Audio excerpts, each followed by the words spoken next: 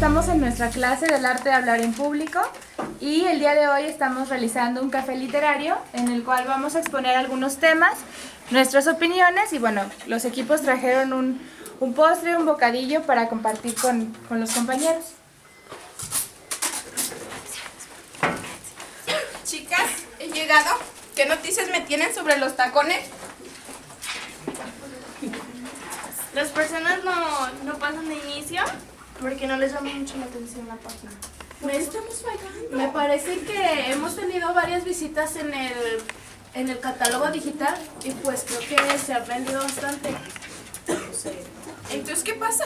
Pero es que también la cosa negativa es que el nuevo color de los tacones es demasiado malo para las personas porque no les combinan con lo que tienen en su closet. Entonces, por eso se están bajando nuestras ventas. Mija, apuesta que hay que renovar todo. Ay, ¿qué horas son? Las 5.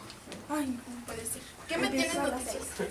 Yo me tomé la molestia de ordenar todo su papeleo y que tiene reforma de las ventas y todo con respecto a Sí, lo chequé, nuestro proyecto.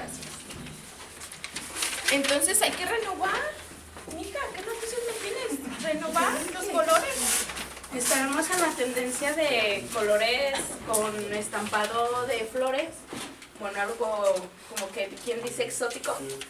Y pues aquí le tengo unas imágenes, no sé, de unos diseños de algunas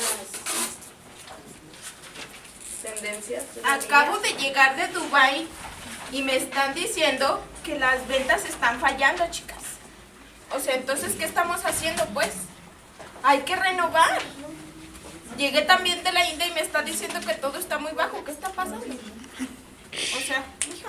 Bueno, pues es que hemos estado hablando con los entregadores y la verdad están fallando por lo mismo de que es una larga distancia y lo mismo de que llevamos muy poco con la empresa, entonces necesitaríamos como una persona que nos ayude a organizarlo mejor. Me están informando que la de la India está un pedido que no ha llegado. Chicas, ¿qué pasa? Ya le entregué los reformes y los distribuidores aún no dan con las tiendas porque están muy retirados. Pero igual, si los cargadores no pueden con eso, nosotros podemos ir personalmente a entregarle sus productos. Pues sería lo mejor y lo más debido para que esto llegara pronto. Porque si no, nos van a sacar de... Mira, aquí seguir también comprando, tenemos otra ¿no? tendencia. No sé, es algo así como de... Pues unos colores así estarían mejor que como este. Por favor, mija. ¿Qué me dan 2 minutos para tu próxima reunión? Chicas, entonces les pido que por favor cambiemos los colores, mejoremos para seguir vendiendo. Mija, gracias, por favor, gracias por haber que esto haya funcionado y por favor que las ventas sigan, chicas, por favor, somos mujeres, hay que seguir vendiendo. Bueno, me retiro, estoy por terminar, me retiro, chicas, por favor, manténme al tanto de todo, me voy.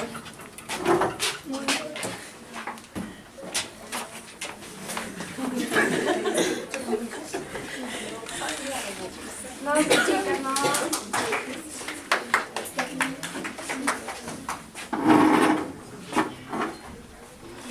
No, chicas, ¿qué nos está pasando? No puede ser que una persona mayor nos esté ganando todo el trabajo, porque nosotros estamos más organizadas. Hay que ponernos de acuerdo para ayudarnos entre todas y quedar mucho mejor que la señora. Sí. Ok, vamos. Bueno, ¿vas a equipo 1? Sí. Aplausos por La favor. conclusión de nuestro tema es de que hay muchos factores que nosotros los jóvenes no lo vemos y se nos hacen fácil a veces avanzar demasiado y todo se nos va de las manos.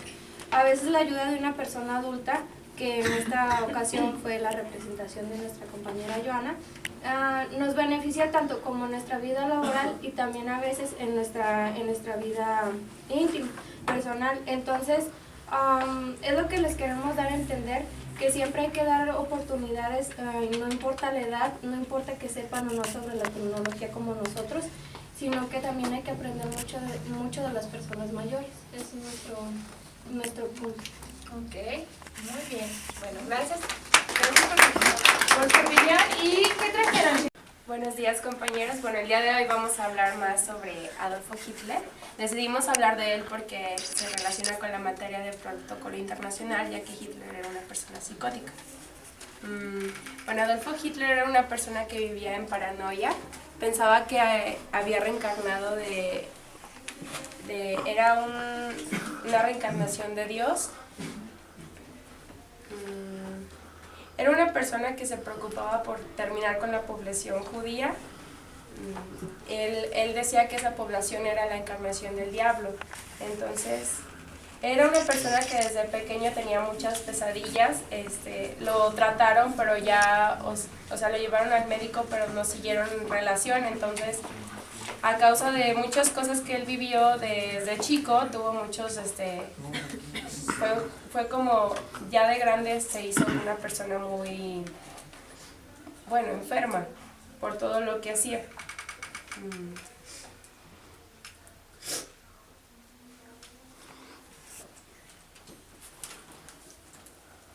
Tenía algunas frases. Una de sus frases famosas era, por ejemplo, ante Dios y el mundo, el más fuerte tiene el derecho de hacer prevalecer su voluntad.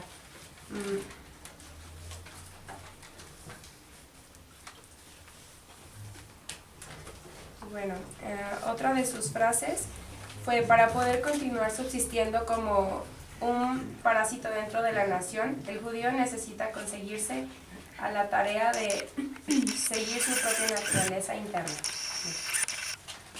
También el núcleo familiar en el que creció afectó mucho a su personalidad, ya que su papá era muy afecto a beber alcohol, era muy violento también, y su madre, pues aunque era muy apegado a ella, pues la sobreprotección hacia él también afectó mucho. En su juventud trató de ingresar a la Academia de Artes en Viena y fue rechazado 2 veces. Esto causó que tuviera algunas crisis nerviosas y su malestar psicológico empeoró. Él defendía mucho también sus ideales, aunque fueran retorcidos y negativos, y tenía mucha facilidad de convencimiento. También su capacidad intelectual y discursiva ayudaba mucho a que se le facilitara ser líder y que tuviera muchos seguidores. Una vez en el poder, con el tiempo desarrolló una megalomanía de delirios de riqueza, poder u omnipotencia y obsesión por tener control por todos. Hitler poseía una extraordinaria carisma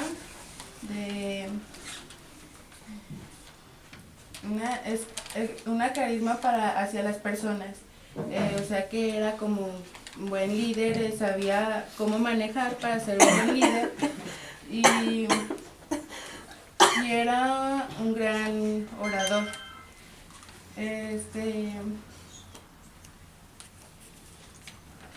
Era un individuo muy autosuficiente y solitario. Era muy poco proclive a demostrar algún rasgo emocional o demostrar afinidad hacia alguien. Una de las características más relevantes de Hitler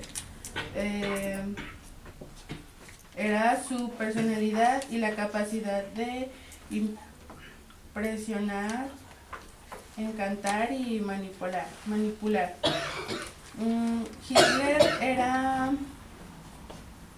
muy celoso, no permitía que casi nadie se metiera en su vida personal, porque él sentía que tenía una vida como de humillación y que sufrió mucho.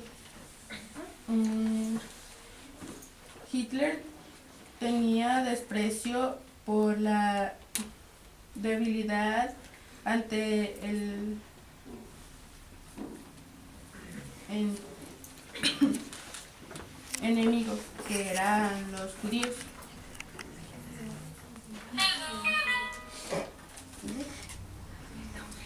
También Hitler fue un modelo extremadamente compulsivo y muy lleno de odio, por lo que dicen mis compañeras, por el entorno familiar que tenía él. Él no fumaba, era vegetariano, era muy alojista y le encantaban los animales, era amante de los animales. Se consideraba un héroe y un autor de su propia vida. Le gustaba mucho despreciar al personal y era incapaz de aceptar bromas, a él no le gustaban las bromas para nada. Era muy compulsivo y frente a alguna derrota siempre tenía confianza en sí mismo, él siempre creía en él a pesar de lo que pasaba, pues. Tenía sus tendencias de inmortalidad y era muy antisocial. Mostraba mucha rigidez moral y se preocupaba mucho por el orden a su alrededor y en su vida. Era un modelo de seguridad y él padecía de neurosis, paranoia, esquizofrenia y tenía histeria, entre algunos otros males. Bueno, a raíz de la muerte de su sobrina, de la cual estaba enamorado, fue que se volvió vegetariano por alguna otra razón que no logré entender. Como Hitler era, en su familia nada más habían nacido 6 hermanos, de los cuales solo estaban vivos 2. Eso también provocó la sobreprotección de su mamá hacia él. Entonces, eso también provocó que Hitler pensaba que estaba vivo por alguna razón, por salvar a Alemania y después al mundo entero. Y pues creó esos ideales como retorcidos, pero para él estaban bien. Bueno, en conclusión, cuando entró a la militar lo consideraban como un soldado desagradablemente sumiso.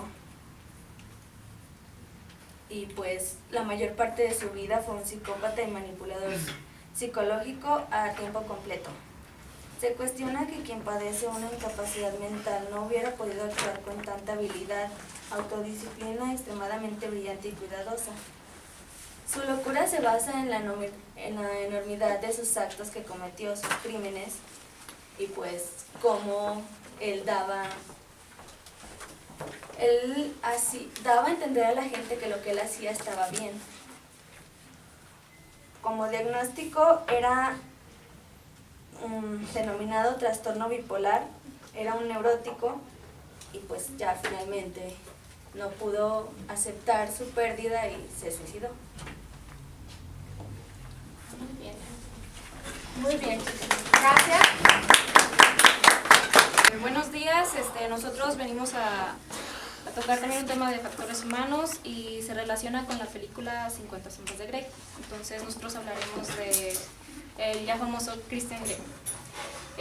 Christian Grey fue un hombre muy exitoso, pero en realidad es un hombre muy vacío, ya que tiene innumerables conflictos por causa del descuido de su madre en su infancia. Bueno, entonces su madre se suicidó normalmente porque pues con la persona con la que trabajaba ella la maltrataba. Entonces pues ella falleció cuando Grey tenía 4 años. A los 15 años él trabajó de jardinero con una amiga de su mamá. Entonces esa señora pues trató de seducirlo, más bien lo sedució y tuvieron relaciones. Y pues esa relación duró 6 años y pues A causa de ello, ella fue la que hizo que lo adoptó, ¿no? Ajá, lo adoptó, pero ella también en sus relaciones íntimas fue la que usó la ya famosa sumisa. Sumisa. Ajá, sumisa y pues con los golpes y eso.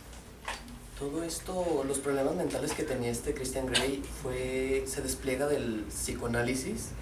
El psicoanálisis es una práctica terapéutica fundada por el neurólogo Sigmund Freud, del que habíamos hablado. Esto es un problema que, pues a raíz de, como todo fue en la niñez, le afectó ¿cómo voy a decirse? Ya se me fue. Le afectó desde su niñez para formarse como persona. Entonces eso fue todas las características que tenía él en sus relaciones. El concepto psicoanálisis designa por parte de aquel modelo teórico que describe y explica mecánicos y procesos, fenómenos implicados en la vida anímica humana. Esto, a raíz de esto fue que se crearon escuelas psicológicas de profundización, donde estudiaban todo ese tipo de problemas mentales. Entonces, esto del psicoanálisis es permanente en 3 aspectos, que vienen siendo el método de investigación, que consiste en evidenciar la significación inconsciente de palabras, actos, sueños y fantasías. El otro es método psicoterapéutico basado en esta investigación por interpretación controlada en la resistencia, transferencia y el deseo. El otro es el conjunto de teorías psicológicas y psicopatológicas que respaldan los datos aportados por la investigación y tratamiento. A lo que voy con esto es que Christian Grey padecía de esto porque todo lo estudiaba perfectamente, todos los aspectos, desde para ir escalando las personas, sus relaciones sexuales como laborales. Entonces, eso fue lo que le hizo un hombre muy inteligente y frío de la cabeza. Bueno, pues normalmente a estas personas pues les encantan los desafíos y son hábiles para iniciar proyectos. También son seguros de sí mismos y también son algo rebeldes, insensibles y autónomos. Pues ya sería todo. Gracias. Buenos días. Nosotros hablaremos sobre la película del Cisne Negro. El Cisne Negro nos cuenta la historia de Nina Sayers, actuada por Natalie Portman, bailarina de la compañía de ballet de New York, a quien su director Thomas le ofrece la posibilidad de ser la primera bailarina interpretando el dúo del Lago de los Cisnes, en la que la misma bailarina, interpreta el papel del cisne negro y del cisne blanco. Bueno, desde el inicio hablaremos sobre forclusión y psicosis que tiene el personaje. Forclusión es un concepto elaborado por, no sé cómo se pronuncia, pero está escrito Jacques Lacan, para designar el mecanismo específico que opera en la psicosis por el cual se produce el rechazo de un significante fundamental expulsado del universo simbólico del sujeto. En este caso es la presencia del padre, que nunca existe. Y la psicosis es un término genérico utilizado en psiquiatría y psicología para referirse a un estado mental descrito como una excisión o pérdida de contacto con la realidad. Hablaremos sobre varios puntos, el cual es el número 1, sobre la personalidad de Nina, psicosis y forclusión. Bueno, desde el inicio de la película se nos muestra en sus primeras imágenes el mundo de Nina Sayers, donde se presenta ella como una niña, donde hay muchos peluches y está rodeado de todo eso. A través del avance de la película se nos muestra cómo la madre es sumamente controladora y es posesiva con su hija. La madre gozante alcanza el estatus de super yo obsceno, vetándole todo acceso al mundo de su propio deseo. Observamos también en Nina ciertos comportamientos propios de la retroflexión en las lesiones que se infringen rascándose con las uñas de espalda, así como también trastornos de alimentación. En estas escenas iniciales, los primeros síntomas que llevan a la sospecha de que algo ocurre con Nina se trata del primer encuentro con el doble negro, o siguiendo la trama de la película, el cisne blanco se cruza con el negro. La frágil Nina con su doble no tanto como sombra reprimida, sino como imagen especular de aquello lo que no tiene modelo al que referirse. Espero les quede claro con el siguiente punto. Bueno, yo les voy a hablar y explicar un poquito sobre la forclusión, que es la falta de la figura paterna. Aquí lo que podemos ver, bueno, como lo habíamos visto en una clase de factores humanos, la figura paterna viene a romper la necesidad de las madres, que todas las madres tienen la necesidad más bien de sobreproteger a los hijos. Llega a un punto en algunos muy excesivo, en algunos sí llega a generar muchos problemas en el niño cuando tienen la presión de la mamá siempre sobre ellos Entonces, esto puede generar muchos problemas. El papá rompe con eso porque el papá se antepone ante su relación y esto permite que el niño tenga su independencia. Lo que podemos ver en Nina es que no tiene ninguna independencia y obviamente influida por la madre siempre. La mamá siempre está detrás de ella, de hecho, y la sigue tratando en una edad de niña. O sea, no la hace darse cuenta de que su realidad ya es otra. Y eso influye mucho la falta de su padre, ¿no? Porque no hay un corte en esa relación de sobreprotección de la madre. Y también influye mucho, que lo podemos ver en la escena del espejo. En el espejo, cuando Nina se ve en varias partes de la película, cuando ella se está viendo en un espejo, logra ver cosas que en realidad no están pasando. Y esto no es porque se lo esté imaginando, sí es parte de su psicosis, pero no es que se lo esté imaginando y que se quiera hacer daño, es más bien que hay una falta de ejemplo. La técnica que aquí manejan ahora sí que para la obra, la técnica se puede copiar, que es lo que pasa cuando ella toma el lápiz labial de la bailarina a la que corren para que entre ella, ¿no? Que están buscando a la nueva bailarina principal. Cuando ella toma ese labial, ella está buscando imitar a la mejor bailarina de la compañía, que fue durante mucho tiempo esta persona. Para lograr tener el papel, se pinta con el labial de esta persona. Eso que nos explica, que nos hace ver, que le hace falta tener a ella un ejemplo, algo que seguir. Porque, por ejemplo, bueno, voy a citar algo que investigamos, que puede ser como la conclusión de la falta de la figura paterna y la psicosis que provoca. La técnica se puede imitar, se puede referenciar, pero para la pasión o la emoción no hay modelo. Y justamente esta falta de modelo es lo que desestabilizará progresivamente a Nina. Es más o menos lo que traté de decir. No hay un modelo, sí hay una técnica que se puede seguir para las bailarinas, para cualquier cosa, ¿no?, que nosotros queramos hacer. Pero el modelo de la pasión, de los sentimientos, todo esto ella lo tiene totalmente reprimido y no encuentra cómo expresarlo o cómo darlo a notar en sus bailes, ¿no? Y eso no se puede imitar. Eso se tuvo que haber formado desde su inicio, desde su niñez. Y debido a esto, empiezan varios tipos de psicosis en ella misma. O sea, empieza por lo mismo de la presión que tenía al ser ahora la protagonista de la compañía.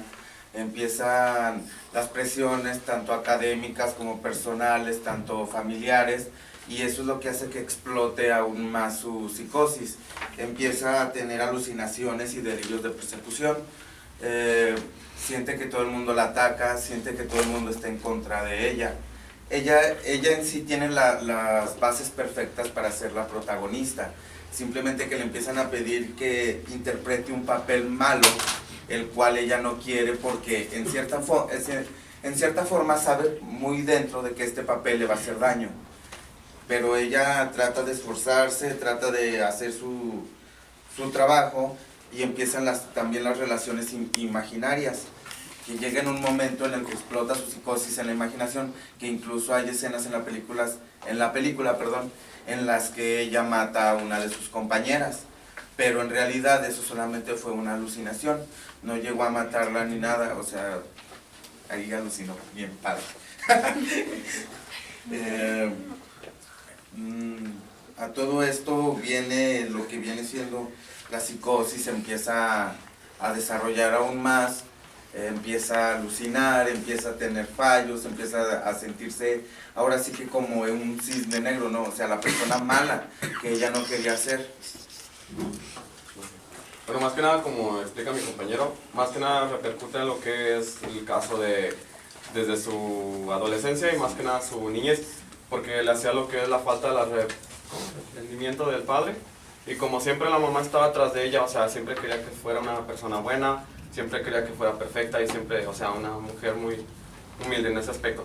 Y más que nada la interpretación de lo que es el cisne negro, lo que ella quería tramar es de que él se tiene que hacer el papel de persona mala, pero como no podía, empezaba a lo que es alucinar y empezaba a pensar lo que es cuando clava lo que es un cristal en el, bueno, no sé en qué área, pero sí, se clava algo y pues más que nada es como lo de la vida, o sea, no puedes asimilar lo que es un papel en una cosa con otra. Por ejemplo, lo de su vida personal, pues es como dice él, bajo las presiones, sobre la escuela y, o sea, cosas así que tenía que tomar un papel que ella no podía porque ella era una persona muy buena. Bueno, sobre la invasión del goce, durante la transformación de Nina en el cisne negro, asistimos a la otra característica de la psique psicótica, la invasión del goce entendida como un exceso de placer mortífero. El cuerpo se ve de repente invadido de goce y el sujeto lo experimenta como una gran voluptuosidad. El cuerpo es entonces cuerpo del goce. La invasión del goce la podemos ver en dos escenas. Se presenta cuando Nina se representa al cisne negro y como venganza para ya no ser la niña dulce, se lanza a Thomas y le da un beso. Entonces ella se torna en la invasión del goce. Otra escena donde vemos esta característica es cuando sale con Erika, su compañera de ballet, y enfrenta a la mamá, porque, bueno, dice, el previo a la invasión del goce, pero relacionado con ello, la película desarrolla el clásico tema de la psicosis del odio a la madre, porque la madre la tenía reprimida en muchas cosas, o sea, la trataba como una niña cuando ya no era una niña. Y, bueno, pues la reflexión final, de hecho la muerte de Nina, como la muerte del cisne negro y el príncipe, y el príncipe, es una fascinante,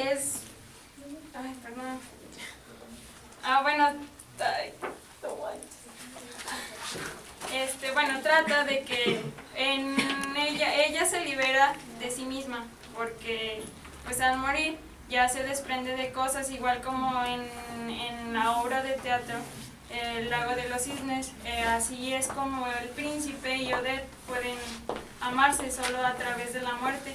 Entonces ella representa en la última escena que ella hace, pues es perfecta, ¿no? Se siente perfecta como ella quería ser y pues ya se libera a través de la muerte. Eso sería todo. Les dejamos ahí una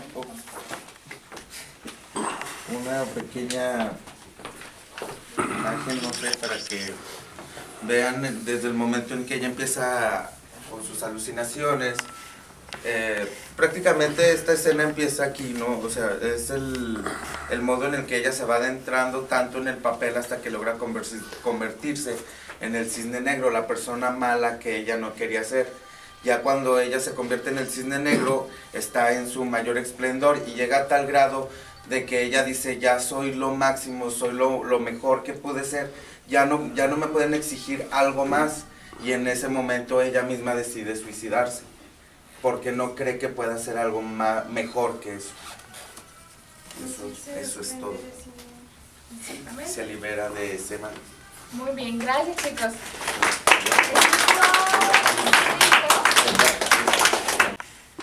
Edith, una joven escritora desinteresada del amor y que solo lo único que le interesaba era vender sus textos. Un día, se enamora de un joven llamado Tomás, al cual se van a vivir a una mansión llena de misterios como todas las de ese tiempo. Estamos hablando de la Cumbre Escarlata. Enseguida yo les voy a leer una breve sinapsis. Una joven escritora norteamericana, Edith Cumshaw, que se enamora de un apuesto inglés, Thomas Sharp, que ha llegado a la ciudad en busca de financiación a sus futuros negocios. Cuando el padre de la joven muere en extrañas circunstancias, Tomás convence a Edith para que la acompañe a su lujosa mansión, Hallen Hall, en una enorme propiedad de estilo gótico escondida en los montes de Inglaterra, plagada de misterios y peligros. En esta historia lo que trata es que dos hermanos lo único que buscaban era familias que tuvieran dinero y poder para enamorar a las hijas y así quedarse con su fortuna. Entonces las enamoraban y Thomas se casaba con ellas y las convencía de que se fueran a vivir a su mansión. y ahí las martirizaban y se encargaban de envenenarlas para así poderse quedar con la fortuna. Cuando esto pasa, al final Thomas descubre que en verdad se enamoró de Edith, y la hermana, que tenía como una aferración por ser amante de su hermano. Entonces, cuando descubre eso y Thomas se lo dice, lo mata a él y intenta matar a Edith, pero al final logra escapar. Nosotros escogimos esta película porque estábamos tomando el tema de que los hermanos son sociópatas, debido a que muestran algunas conductas que ya nos explicó Abby, que suelen ser un poco como reservados, pero es para todos con fines del plan que ellos ya tienen. Pues, como mencionamos, engañan a las personas, es como su forma de vivir, y no se dan por vencidos hasta que logran su objetivo.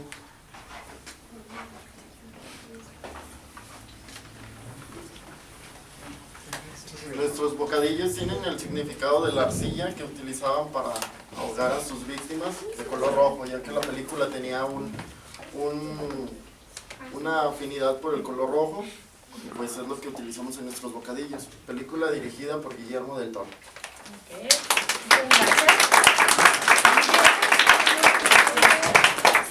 Equipo 6. Nosotros vamos a hablar sobre la película El lado bueno de las cosas, o Los juegos del destino, dependiendo, en ciertas regiones cambia el nombre. La película empieza sobre Pat, que es interpretado por... Bueno, el personaje de Pat ha estado 8 meses en una institución psiquiátrica porque un día, regresando del trabajo, entró a su casa, escucha su canción de vals de boda. Entonces él piensa que es una sorpresa romántica de su esposa, y lo que pasa es que encuentra a su esposa con otro hombre en la regadera. Tiene un rompimiento muy grande y golpea al tipo casi hasta matarlo. Entonces lo encierran, es ahí donde lo diagnostican con trastorno bipolar. Y la historia empieza a partir de que su madre toma responsabilidad completa de él y lo sacan de la institución para reintegrarlo a la sociedad. Es al inicio de la película donde te vas dando cuenta de muchos de los comportamientos de este tipo de personas y algunos de los desencadenantes. La enfermedad en sí no es adquirida, o sea, no se sabe perfectamente cómo se adquiere, pero se ve que la madre ha sido muy controladora, un personaje lo dice, y el padre tiene trastorno obsesivo compulsivo. Vas viendo cómo algunas noches no duerme y se pone en un estado maniático tal que incluso llega a golpear a su madre. No por intención, pero entra en un estado de paranoia, cree que su familia está en su contra y lo quieren separar de su esposa. Y es muy interesante cómo él mismo va cambiando y entra en un estado como de exceso positivismo. Casi toda la película, al menos a mi interpretación, el personaje está en un estado de manía, que es una de las 2 fases de la bipolaridad. Y es muy interesante cómo al entrar en contacto con otro personaje que tiene también trastornos psicológicos, que es un personaje interpretado por Jennifer Lawrence, de nombre Tiffany, ver cómo se relacionan estos 2 personajes es muy interesante y les recomiendo que la vean. Y mis compañeros les van a hablar ya sobre el trastorno bipolar. Bueno, ¿qué es la bipolaridad? La bipolaridad es una afección crónica que se presenta en episodios. Estos episodios pueden variar de acuerdo al entorno donde se desenvuelva el sujeto afectado, el ambiente, el consumo también de drogas, fármacos o bebidas alcohólicas, pues eso también influye mucho. Y pues esta afección crónica es impredecible, o sea, no se sabe cuándo el sujeto va a actuar, o sea, cómo va a actuar, si va a estar enojado, triste, o sea, son muchas cosas. Hay otra fase que es como dijo mi compañero, que es la maníaca. ¿Qué significa esto? Que tiene episodios de mucha felicidad o mucha actividad. Bueno, uno de los síntomas es que tienen muchísima distracción. Otro es que no ocupan tanto de estar durmiendo. Otro es que tienen poco autocontrol en cuanto a cuando toman, cuando se drogan, o incluso cuando hay personas que tienen poco control, los que son maníacos, para estarse relacionando íntimamente con varias personas. Otra fase es la depresiva. Los síntomas son pues muchísimo sueño, la presión arterial es muy baja, no comen, y estos son uno de los síntomas de la depresión. Bueno, y de tratamiento de lo que nosotros investigamos para el tratamiento del trastorno bipolar, pues algo de lo que podría realizarse sería tratar de evitar la autoagresión y lo que es el suicidio. También podría ser hacer que los episodios vayan realizándose cada vez menos constantes y intensos. Por otro lado, también podría ser que la persona con la bipolaridad, con el trastorno bipolar, se vaya desempeñando bien en su vida, en su trabajo, en su casa, para que no vayan generándose como las ideas de actuar de esta manera. Como dice mi compañero, es muy importante la medicación, porque las personas con bipolaridad son muy fáciles de caer en depresión, por lo cual es muy común que caigan en vicios tales como el alcoholismo y la drogadicción, a causa de que quieren llenar como un vacío, aunque estos puedan empeorar los síntomas y la frecuencia de la bipolaridad. También es una tendencia muy arraigada de la bipolaridad del suicidio, ya que hay un gran número de casos de suicidio asociados con este factor psicológico. Exactamente. Muy bien, chicos. Muchas gracias. ¿Qué les trajeron? Y vamos a traer galletitas bipolares que eran mitad de piña, mitad chocolate, pero no encontramos. Tripolares. Y fueron tripolares. Ok. Muy bien. Bueno, muchas gracias. Veo que quedaron, bueno, evidentemente cada uno de los equipos eligió su tema y por lo que veo quedaron como que medio prendados de la parte psicológica y personalidad, porque curiosamente todos como que trajeron un poco de esta reflexión psicológica. Entonces quiere decir que les está gustando su clase de factores humanos. Y bueno, hay algunas cuestiones. Evidentemente hay grupos y hay personas que tienen un poco más de tiempo trabajando lo que es el arte de hablar en público y lo que es la postura, lo que son los tonos de voz. Y hay personas que, bueno, son muy nuevecitos, apenas tienen un mes trabajando todo esto, pero yo quiero felicitarlos porque el estar aquí enfrente no es fácil, y menos como que verlos a todos, y menos con una cámara enfrente. Entonces, nadie se rajó, todo el mundo estuvo aquí de pie, y yo se los reconozco mucho, sé que no es fácil. Muchas gracias por eso, gracias por su interés, gracias por los temas que nos trajeron, muy interesantes. Hay algunas...